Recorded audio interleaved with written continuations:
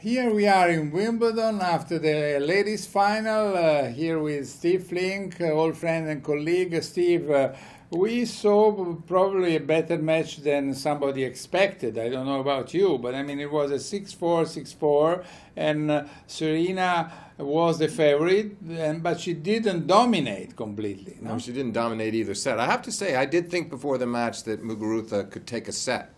But it was a strange match, Ubaldo, because first set, it was 4-2 for Muguruza. She broke Serena in the opening game, Serena serving 3 double faults and shaky. And then Serena came back so strong from 4-2 down in the first set. She went all the way to 5-1 up in the second set. So that was a stretch of 9 out of 10 games. Correct. And then served for the match twice, didn't close her out. She had a match point when the second time when she came from love 40 all the way to the ad with 3 aces and a service winner, couldn't hold on, but finally gets the break in the last game against Muguruza and wins the match 6-4, 6-4, but an unusual 6-4, 6-4, right? Yeah, correct.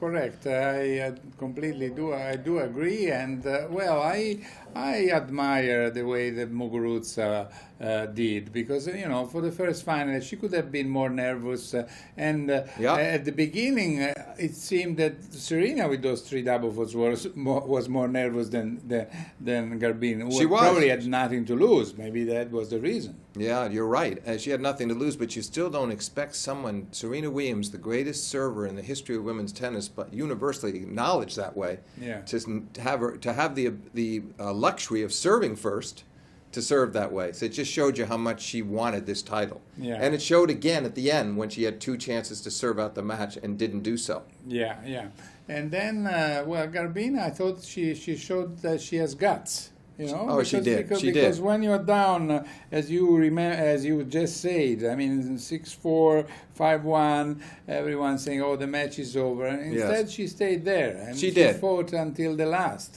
She showed a lot of gumption, a lot of fortitude to do that, because it could have been a very decisive second set. She didn't allow that to happen. In fact, I think she was a little disappointed she couldn't hold serve in the last game, keep it going longer. But that's the right attitude. She started with a double fault. That didn't help. Didn't help. And she had made the first double for them on 4-5 in the first set, and the second double for them 4-5 in the second set. Yes, so, both times pressure, extra pressure. She almost held on for 5-all in the first set.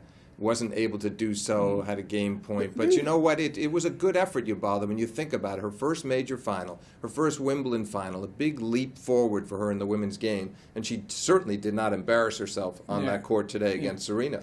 I spoke before with Mary Carillo, and she told me that in a way Muguruza looks like a bit to Jennifer Capriati as the way she plays. I don't know if you agree or not.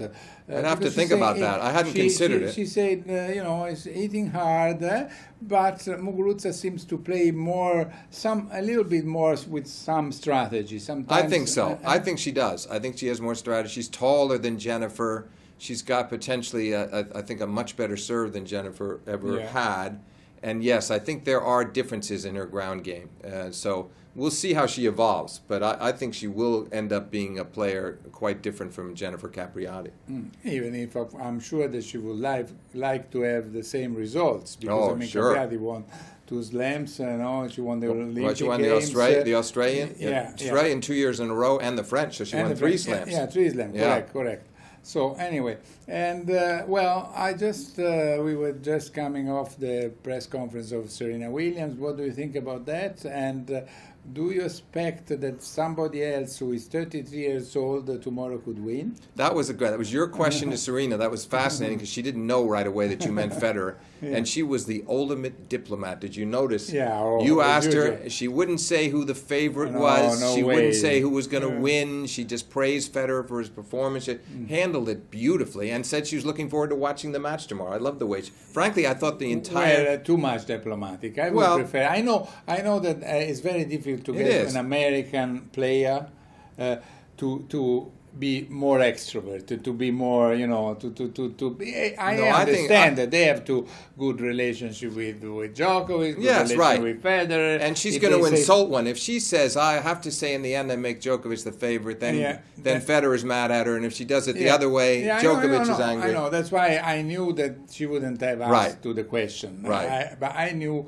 I only wanted to, to underline the fact that they both are 33 years old. I mean, Yes. Serena and Roger, and could she- be the and- first tournament won by It's two true. 33 years old. She did, and she acknowledged that, and I think she has great respect. She certainly was highly impressed by Federer's performance against Andy Murray in the semifinals. She made that clear. I like the fact that she did express that, and frankly, thought the whole press conference was pretty dignified. But here she is now, Ubaldo, on the verge of winning the Grand Slam. She's got the first 3 legs of the Grand Slam. I think the talk about the Serena Slam, frankly, I find a little silly. It's a great accomplishment. She's done it twice. Good for her. The real achievement is to win 4 in the same year, to become the first woman since Steffi Graf to do so. Graf did it in 1988. That would be the accomplishment. And that's why it was the first thing that entered her mind when she was doing the BBC interview, because she knows that's the genuine achievement. Yeah. Well, okay. Listen, I think that we have said enough about ladies' finals with Steve, and about the men's final, I would say just a quick prediction. Well, you asked me yesterday. I said, give me 24 hours. 24 that's hours right. is up, Yeah. and I'm picking Federer to win the match tomorrow. Okay, so since I almost never agree with you, I will pick Djokovic. Fair enough. Fair enough. So at least one of the two tomorrow is right. So the broadcast went perfectly. Nobody can complain and say those two people don't understand anything about tennis. One of the two maybe, but the other one is very good. Ciao, Steve, and thanks a lot. Thank you, Ubaldo.